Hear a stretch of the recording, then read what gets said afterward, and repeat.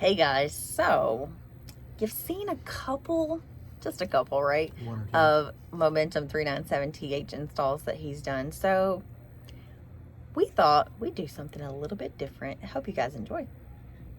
Lee and I were talking, and sure, we do a good clean install and things like that, and install a lot of power, and we do the lighting and this and that and the other, but what can you really do with one of these systems? I mean, how much power really is it?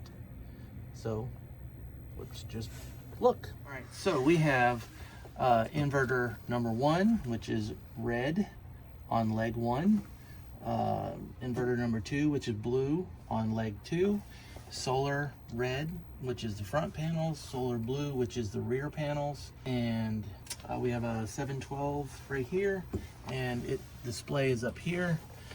I think that's all. And we got 2,600 watts on the roof. Okay, so I'll just start going through it.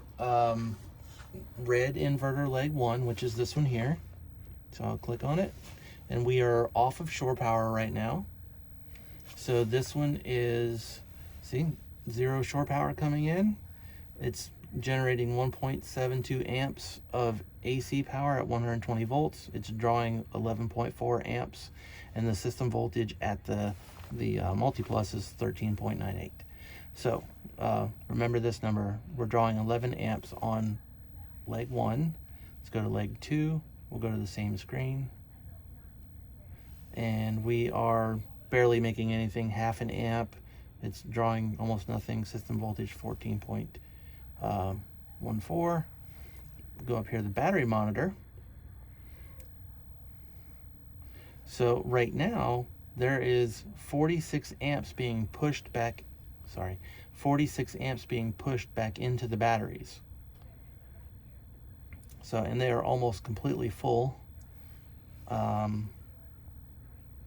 We have infinite time remaining. There's 0 amp hours being drawn, so it's in the 99 to 100%. It's almost done charging. I've been off of shore power for a little while. Go back, and then let's go to front solar, which is this one, and we are generating 30 amps out of 452 watts.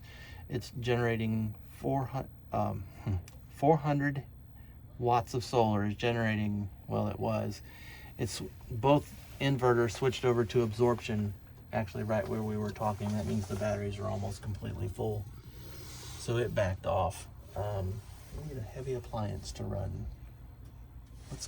You want to pause that? I'll get him to run something. All right, so sounds like he's gonna turn the convection oven on. All right.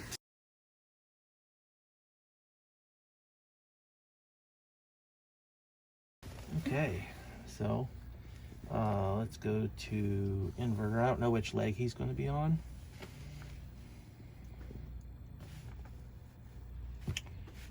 1 amp on leg 1, and He's actually also running the fireplace on high. So as you can see, even though it's water pump. yeah. That's going to take too long. I'm going to put the top spot on just a second. Okay.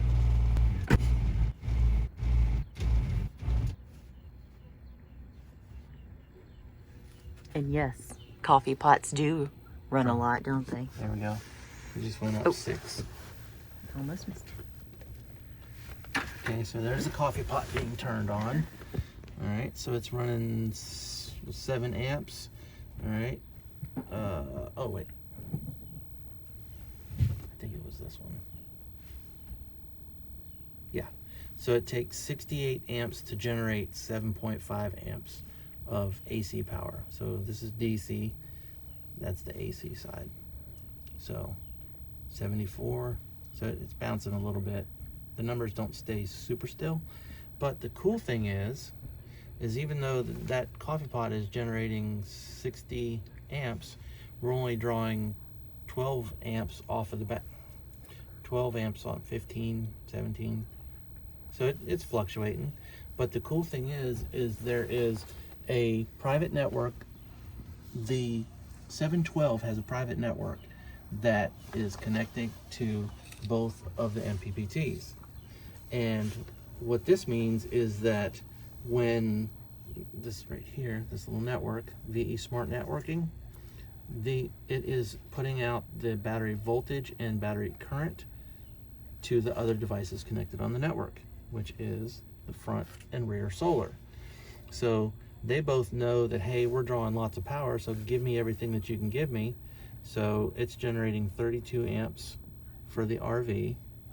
It's drawing in 475 watts. It slowly will build up and get the maximum that can. We are in northern Florida. It's about 2 o'clock in the afternoon. Out of 1,300 watts, with the goofy angle of the sun right now, we're pulling in 470, so that's about 40%, which is not terrible. Rear. And one of the things that we get a lot of questions about after the fact is, well, why am I only pulling in, this much? It's because your batteries are full. Right. So combine this network total power, both systems, that's what that means, is it's displaying the total watts that are coming in from the roof, 1,012 watts total, which means it's about 70 amps is what we're generating right now.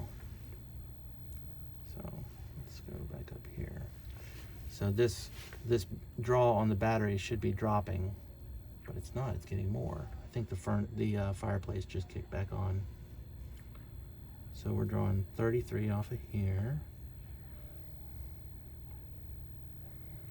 So this one is generating 7 amps still. It's drawing almost 70. Rear.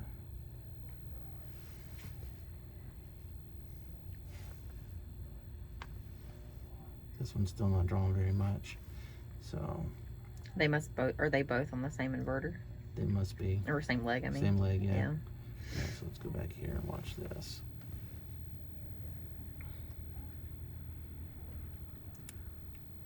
Yeah, see, we're only drawing 10 now. So it's going to fluctuate as, if it gets it, thanks. If there's any shading, shading meaning like trees or clouds and stuff like that, you may not get optimal performance, but see, something just changed. It went up to 60. So let's go to this one, leg 1. Let's see what this says. We're drawing 12 now. So I'm drawing 122 amps total off of this. I think this one's still going to be quiet, basically. Not draw much. Yeah, this one's not drawing anything. So there's the fan kicking on because it's generating so much power. So we're drawing 63 amps off of our batteries. If the sun were to stay exactly where it is, we could last 15 hours at our present what we're doing, which is the fireplace and the coffee pot running at the same time. Things that generate heat normally take a whole lot of power to run, and yeah, see, we're back up at 60 again. But even though the systems are pretty, it's a lot of power packed into the small space. Do you have the water heater on? Yes. Yeah. But I bet you the convection oven just kicked on too. Gotcha. Oh, the Because you got to start it, and it's like preheating an oven. Why is Yeah. it overloading? We're making 23 amps. It's drawing 280 amps off of the batteries. When the convection oven gets heat. Turn the water heater off. We're real close to peak. Did you change that? There it went. Oh, Good yep. job. That's probably the coffee pot. Just shutting off. Okay, but we're still at 17. Is your water heater was it still on electric?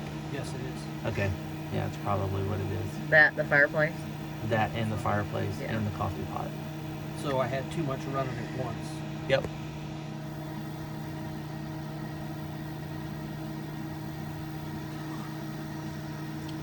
So that's what we know we can run. So I think the temperature sensor on your fireplace kicked back on. I can go shut the fireplace off and see what happens. Yep. It was pulling 11. The fireplace was? Yeah. Mhm. Yep. That's a good test. That was a hell of a test, because I mean, I had everything running like I would normally run into shore power, and I didn't even think about it when you killed the power. No, I knew, but I wanted to see if they would overlap. As long as we don't go above 23, 24 amps on an individual leg, you're fine. When you go over that, that's when you hit your overload. And if you would have gone much more, if something else would have kicked on, it would have probably shut itself down, waited a few seconds, then turned back on. Okay. Just so you know, that's what happens when it goes into overload. But yeah, see, our draw is down to like 13, 12. Negative still, so it's still drawing out of the battery bank. It's not replenishing yet. Let's see what our solar's doing. 750 watts. Yeah, we're still drawing in 800 watts. Our angle of the sun, it is crappy. not great. No, I mean, it's it's not. got to be like maybe 45, 50 degrees up in the air instead of 90. yeah, I won't see anywhere close to what we got on the roof until summertime. Yeah. Yeah, no.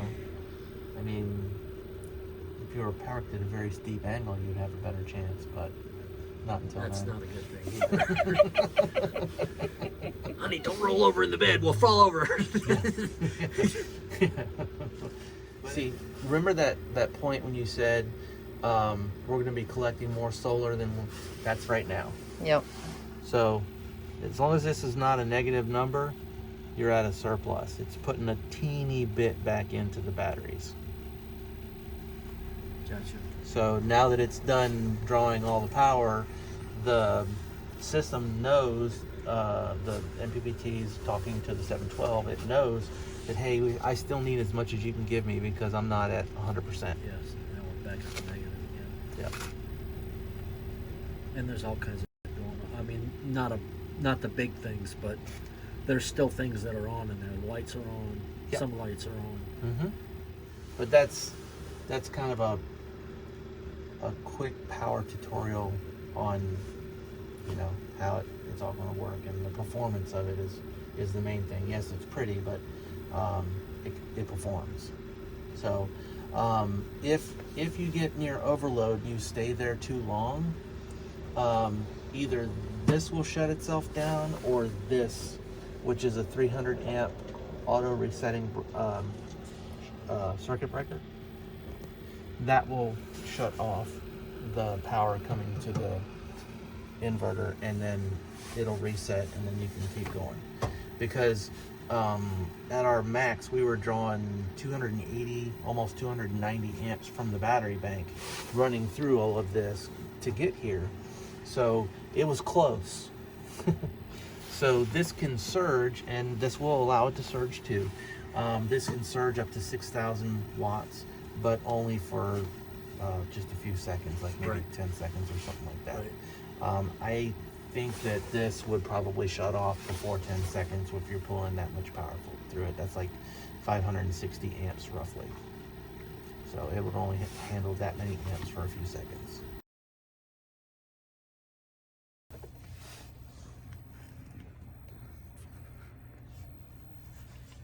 Oh, okay, good. You're live. I'm live. All right, cool.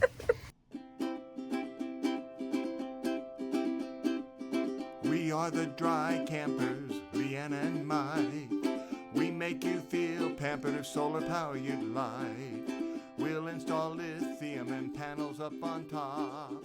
No more